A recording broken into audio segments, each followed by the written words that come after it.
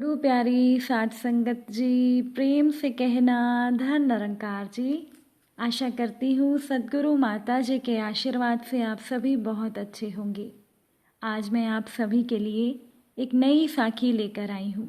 साखी का विषय है कि कैसे एक लड़की ने अपने ससुराल में अपनी छोटी बहन को अपमानित होने से बचाया। तो चलिए सुनते हैं आज की ये साखी। साध संगत जी, विभा और सोहन की शादी को 4 साल हो चुके थे। विभा के ससुराल में उसके सास ससुर और 2 ननदें थीं। विभा की बड़ी ननद की शादी हो चुकी थी और विभा की छोटी ननद काजल अभी पढ़ाई कर रही थी। विभा को जब पता चला कि उसके घर संतान का जन्म होने वाला है तो वो बहुत खुश थी। ये बात उसने तुरंत ही अपने पति सोहन को बताई, उसके बाद घर के बाकी लोगों को। सभी के सभी पहले बच्चे के आने से बहुत खुश थे। 4 साल से बच्चे का इंतजार करती हुई विभा के हिस्से में आखिर ये खुशियां अब आ ही गई थी। विभा को हमेशा से ही बच्चों से बहुत प्यार था। विभा के मायके में वो 2 बहनें थीं और एक भाई था। विभा की छोटी बहन नंदिनी की अभी शादी नहीं हुई थी। विभा अपने ससुराल में घर का हर एक काम करती थी। विभा की ननद या उसकी सास कभी भी उसकी मदद नहीं करती थी। छोटी ननद के तो कई बार कपड़े भी विभा को ही धोने पड़ते थे, लेकिन फिर भी विभा ने कभी कोई शिकायत नहीं की, क्योंकि सोहन का कहना था कि घर में तुम्हारी वजह से कभी लड़ाई झगड़ा नहीं होना चाहिए। अब जैसे जैसे समय गुजरता गया, विभा के लिए परेशानियां बढ़ने लगी। उसकी तबीयत लगातार खराब रहने लगी।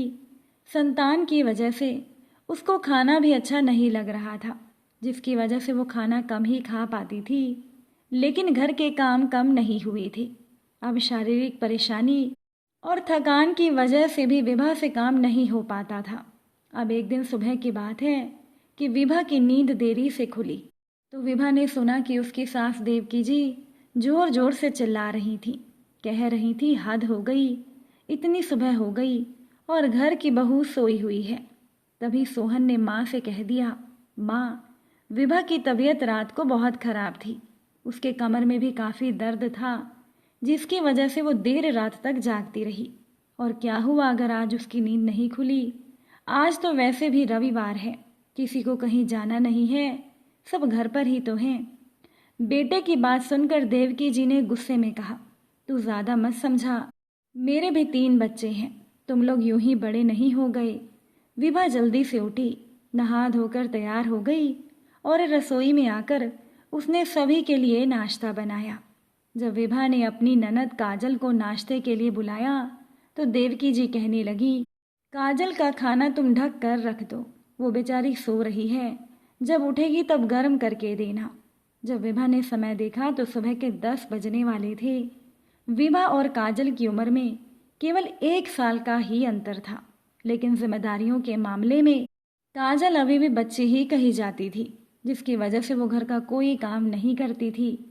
एक दिन विभा ने अपने पति सोहन से कहा कि मैं सोच रही हूँ मैं अपने मायके चली जाऊँ, क्योंकि अब मुझसे घर का काम नहीं होता। वैसे भी डॉक्टर ने मुझे आराम करने के लिए कहा है।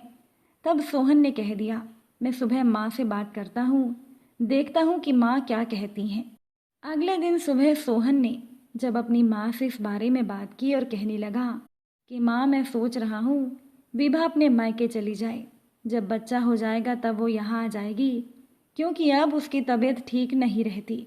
डॉक्टर ने भी उसे आराम करने के लिए कहा है। इतना सुनते ही देवकी जी गुस्से से कहने लगी, अरे इसके लिए उसे मायके जाने की क्या ज़रूरत है? उसे कहो कि वो अपनी छोटी बहन को यहाँ बुला ले, जिससे कि उसको भी आराम मिल जाएगा और उसका मन भी लगा रहेगा। और वैसे भी बच्चे के समय तो उसे आना ही है, वरना विभा बच्चे के साथ काम कैसे करेगी? उसको संभालने के लिए कोई तो चाहिए। सोहन ने विभा से कहा कि माँ ने कहा है तुम अपनी बहन नंदिनी को यहाँ बुला लो, क्योंकि मायके में तुम्हारा रहना अच्छा नहीं लगता और इतने सालों के बाद खुशखबरी मिली है तो मेरी माँ यही चाहती है कि तुम यहीं रहो। अपनी बहन नंदिनी का नाम सुनते ही विभा का चेहरा उतर गया। उसे 2 साल पहले पुरानी वाली बात याद आ गई। विभा ने सोहन से कहा, मैं अपनी बहन को यहाँ नहीं बुलाऊंगी, भले ही मुझे सारा काम करना पड़े। तब तक उन लोगों के कमरे में देवकी जी भी आ गई थी और विभा की बातें सुनते ही देवकी जी ने भी कह दिया, अरे तुम्हारी बहन भी तो मौसी बनने वाली है और मासी तो माँ समान होती है। आखिर उसका भी तो कुछ फर्ज बनता है ना अपनी बहन के प्रति और तुम्हारे होने वाले बच्चे के प्रति। और बहनें होती ही क्यों हैं? बहनें तो वही होती हैं जो बहन की तकलीफ में काम आए। विभा अपनी सास की चालाकी अच्छे से समझ रही थी कि उनको और उनकी बेटी काजल को काम ना करना पड़े, इसीलिए वो नंदिनी को यहाँ बुलाना चाहती थी। वैसे तो विभा अपनी सास के आगे कभी भी नहीं बोली थी, लेकिन इस बार विभा ने सीधा ना में जवाब दे दिया। कहने लगी, माँ जी, क्या सारे फर्ज बेटी के मायके वालों के ही होते हैं? क्या फर्ज केवल मासी के ही होते हैं? तो बाकी के रिश्तों का क्या? और दूसरी बात कि ये बात तो हर एक बहन पर लागू होती है कि वो दुख और तकलीफ में एक दूसरे का साथ दे। विभा ने काजल की तरफ इशारा करते हुए कहा। खुद की परेशानी को दूर करने के लिए इस बार विभा ने अपनी बहन को परेशानी में ना डालने का फैसला ले लिया था। इसीलिए विभा ने सीधा मना कर दिया कि उसकी बहन यहाँ नहीं आएगी। इतना कहकर वो कमरे से बाहर चली गई। विभा का जवाब सुनकर देवकी जी ने सोहन को कहा, देख लिया, अगर तुम्हारी पत्नी को अपनी बहन को नहीं बुलाना तो कोई बात नहीं, हमें क्या करना है? हमें कौन सा उससे अपने काम करवाने हैं? मैं तो इसके आराम के लिए ही कह रही थी, लेकिन एक बात मेरी ध्यान से सुन लो, विभा मायके नहीं जाएगी। ये कहकर देवकी जी कमरे से बाहर चली गई। बाद में जब कमरे में सोहन आया तो उसने विभा से कहा, माँ से बात करने का यह क्या तरीका है? आखिर माँ ने गलत ही क्या कहा? माँ तो तुम्हारे भले के लिए कह रही थी। सोहन बोले जा रहा था। दूसरी तरफ विभा का मन अतीत की यादों में चला गया, जब पहली बार उसने अपनी छोटी बहन नंदिनी को अपने ससुराल में बुलाया था। आज से ठीक 2 साल पहले जब काम करते समय विभा का पांव फिसल गया था और उसकी पांव की हड्डी टूट गई थी, तब विभा के पांव का ऑपरेशन हुआ था। तब विभा ने अपनी सास के कहने पर अपनी बहन नंदिनी को अपने ससुराल में बुला लिया था। नंदिनी जब घर पर आई तब विभा की दोनों ननदें भी घर पर थी। देवकी जी ने मीठी मीठी बातें करके नंदिनी से घर के सारे काम करवाए और देखते ही देखते नंदिनी से घर की रसोई से लेकर दोनों बेटियों के कपड़े धोने, प्रेस करने सभी काम करवाए। पैर का ऑपरेशन होने के बाद जब विभा अस्पताल से घर आई तो उसने देखा कि उसकी बहन अकेले खाना बना रही थी। बर्तनों का ढेर लगा था। तब विभा ने अपनी बहन को पास बुलाकर कहा, तू अकेले काम क्यों कर रही है? बाकी लोग कहाँ हैं? मेरे पास आकर बैठ। और तू तो मुझसे अस्पताल में मिलने के लिए भी नहीं आई। तूने ये क्यों कहा कि जब मेरी बहन घर आएगी तो मैं मिल लूँगी? नंदिनी अपनी बहन के गले लगते हुए बोली, दीदी, मैंने तो ऐसा किसी से भी नहीं कहा। वैसे तो आपकी सास ने मुझे कहा था कि जब तुम्हारी बहन घर पर आएगी तब मिल लेना। अस्पताल जाकर क्या फ़ायदा? और काम के लिए ही तो माँ ने मुझे यहाँ भेजा है। माँ ने मुझे कहा था कि कोई जो भी काम कहे तो कर देना, मना मत करना। उन्हें कोई शिकायत का मौका नहीं मिलना चाहिए, इसीलिए लोग जो काम कहते हैं मैं कर देती हूँ। नंदिनी की बातें सुनकर विभा को बहुत बुरा लग रहा था, लेकिन वो चुप रही। फिर अगले दिन से विभा ने गौर करना शुरू किया कि नंदिनी को देवकी जी घर के सारे काम बताकर खुद अपनी बेटियों के साथ आराम ही करती हैं। नंदिनी अपनी बहन विभा से 6 साल छोटी थी और अपने घर में सबकी लाडली थी, लेकिन अपनी लाडली बहन की ऐसी दुर्गति और अपमान देखकर विभा को बहुत दुख हुआ। विभा ने अस्पताल से घर आने के 2 दिन के बाद ही नंदिनी को कहा, तुम अपना सामान बांधो, तुम कल अपने घर जा रही हो। मैंने हमारे भाई को बुला लिया है, वो तुम्हें लेने के लिए आ रहा है। देवकी जी ने कहा, अरे बहू, इतनी जल्दी क्या है नंदिनी को घर भेजने की? पहले मुझसे पूछ तो लिया होता। अभी तो तुम्हें आराम की ज़रूरत है। ये चली जाएगी तो घर के काम कौन करेगा? विभा ने अपने गुस्से को शांत करते हुए कहा, माँ जी, आपकी बहू मैं हूँ और ये मेरा ससुराल है, इसीलिए कहीं पर भी आने जाने की इजाज़त लेने की ज़रूरत मुझे है, मेरी बहन को नहीं। वैसे भी इसने बहुत काम कर लिया। फिर अपनी दोनों ननदों की तरफ देखते हुए विभा ने कहा, वरना तो इससे बड़ी उम्र की लड़कियां अभी तक बच्ची बनकर ही बैठी हैं। तभी सोहन ने कहा, विभा तुम कहाँ खो गई? मैं क्या बोल रहा हूँ?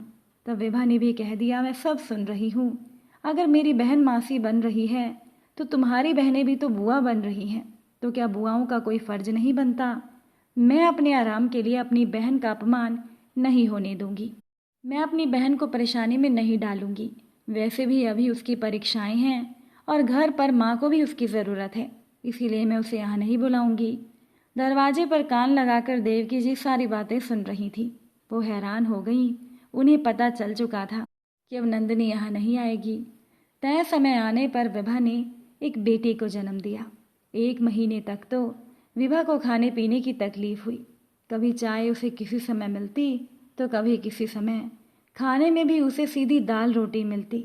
तो नतीजा ये हुआ कि विभा की तबीयत खराब होती गई और विभा बच्चे को दूध भी नहीं पिला पा रही थी, जिसकी वजह से देवकी जी ने सब जगह कहना शुरू कर दिया कि मेरी बहू तो अपनी बच्ची का ध्यान ही नहीं रखती। और ये कहकर देवकी जी ने अपनी बहू के मायके वालों को भी निर्मोही साबित कर दिया था और दुनिया की नज़रों में वो खुद को सबसे अच्छी सास और अपनी बेटियों को अच्छी ननदें साबित करने में लगी थी। उनका कहना था 1 महीने तक मैंने और मेरी बेटियों ने मिलकर इसकी सेवा की है। जिस इंसान को सच्चाई नहीं पता थी वो जब भी विभा से मिलने आता तो उसे समझा कर जाता कि देखो बेटा, सास की बात माना करो। ऐसी सास और ऐसी ननदें किस्मत वालों को मिलती हैं। दुनिया की नज़रों में देवकी जी ने अपनी बहू को बुरा साबित कर दिया था, लेकिन विभा को एक बात की संतुष्टि थी कि उसने अपनी बहन को अपने ससुराल में अपमानित होने से बचा लिया था। और बच्ची होने के बाद भी अब विभा बिना किसी से कुछ बोले चुपचाप जितना काम वो कर सकती थी वो कर दिया करती थी। अपना और अपनी बच्ची का ख्याल भी वो भरपूर रखती थी। साथ संगत जी, अधिकतर ससुराल में जब बहू के मायके से उसकी बहन, उसकी माँ या उसकी भाभी कोई भी आता है तो उससे ससुराल का हर एक सदस्य ऐसे व्यवहार करता है जैसे उनके घर में मुफ्त में कोई काम करने वाली नौकरानी आ गई हो। मान सम्मान तो बहुत दूर की बात है, उसको तो चैन से बैठकर सांस भी नहीं लेने दिया जाता। लेकिन खुद के लिए बहू के ससुराल वाले पूरे मान सम्मान की उम्मीद करते हैं। तो ऐसे लोगों के बारे में आपका क्या कहना है? अपनी राय कमेंट में ज़रूर लिखिएगा और ये भी बताइएगा कि विभा ने अपनी बहन को मायके में ना बुलाकर क्या सही किया, या उसे अपनी बहन को अपने ससुराल में बुला लेना चाहिए था। अपनी राय कमेंट में लिखना मत भूलिएगा। साखी अच्छी लगी हो वीडियो को लाइक शेयर कीजिएगा। चैनल पर नए हैं तो सब्सक्राइब भी कीजिएगा।